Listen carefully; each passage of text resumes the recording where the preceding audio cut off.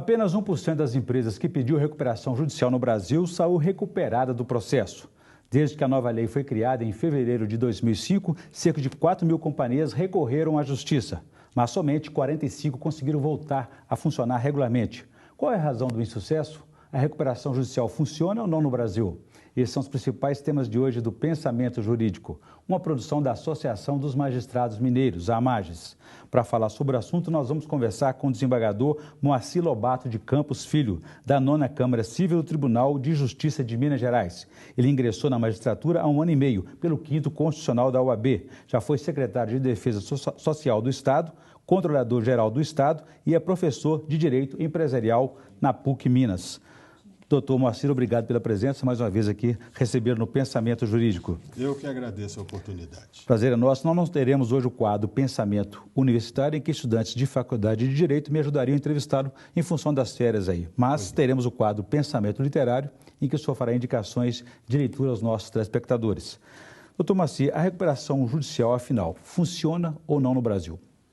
Talvez seja cedo para um diagnóstico mais definitivo, considerando o fato de que a lei está em vigor há 8 anos e meio. E, na verdade, ela alterou profundamente o paradigma até então prevalecente e que era estabelecido por uma lei, um decreto-lei de 1945, conhecido por concordata. A concordata, na verdade, era já à altura da virada do século um modelo esgotado. E então se entendeu necessário não apenas aperfeiçoá-la, mas substituir o modelo. De modo que, ao se considerar esse percentual baixo, segundo essa estatística, mas há controvérsias, né? Sem dúvida, há outras que dão, expressam resultados bem mais favoráveis, mas não ainda suficientes. Isso talvez se deva ao fato de que a recuperação judicial contém um modelo que demanda, que requer uma participação muito mais intensa e muito mais proativa dos credores e do próprio devedor. A gente volta a esse assunto aí, mas eu gostaria de saber do senhor o seguinte: o que vem a ser essa recuperação judicial? Porque também existe a extrajudicial. Qual que é a diferença entre ambas?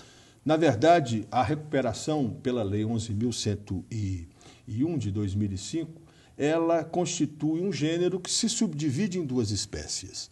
A recuperação judicial, que é uma ação judicial, um pedido formulado em juízo pelo devedor, que pretende realinhar a sua estrutura de dívidas, quem sabe até com uma readaptação da sua própria forma de atuação.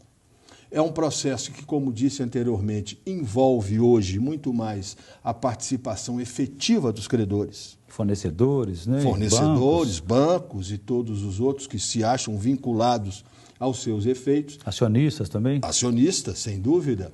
Enquanto que a recuperação extrajudicial nada mais significa que um modelo clássico de negociação entre as partes, a saber, o devedor e seus credores, e que terá a chancela judicial mediante a homologação daquilo que for objeto do acordo da avença entre o devedor e seus credores. Em resumo, uma conciliação antes de um processo judicial.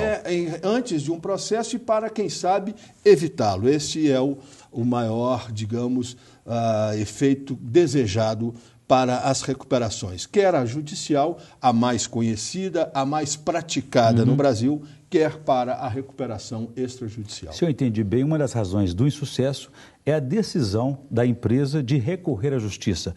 O empresário sabe identificar esse momento de fazer a recuperação judicial? Isso é importante? O que se tem dito a propósito de ainda não haver um sucesso absoluto do modelo entre nós, talvez esteja num diagnóstico, quem sabe, tardio, do empresário em relação à sua real necessidade.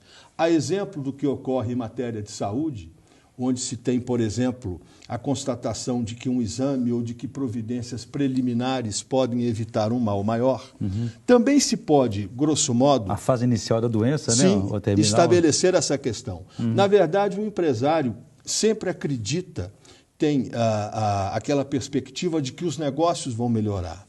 E, em função disso, quem sabe se estará perdendo o melhor momento de evitar a falência, que é o objetivo maior da recuperação judicial. E qual que é esse momento que ele precisa identificar? Qual que é o sintoma de que é a hora da recuperação judicial? Na verdade, a recuperação judicial, ela significa um novo modo de tratamento das questões daquela empresa, daquela sociedade empresária ou do próprio empresário individual. É difícil estabelecer uma espécie de fórmula, de panaceia, que sirva como um modelo para todas as situações.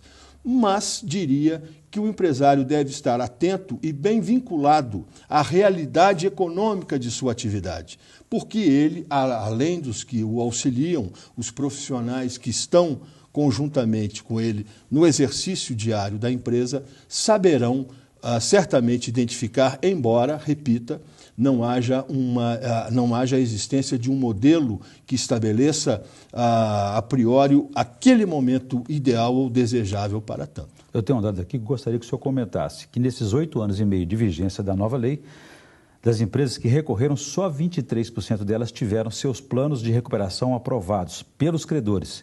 Seria essa a razão? Mas eu gostaria que o senhor comentasse isso no próximo bloco e a gente volta em instantes.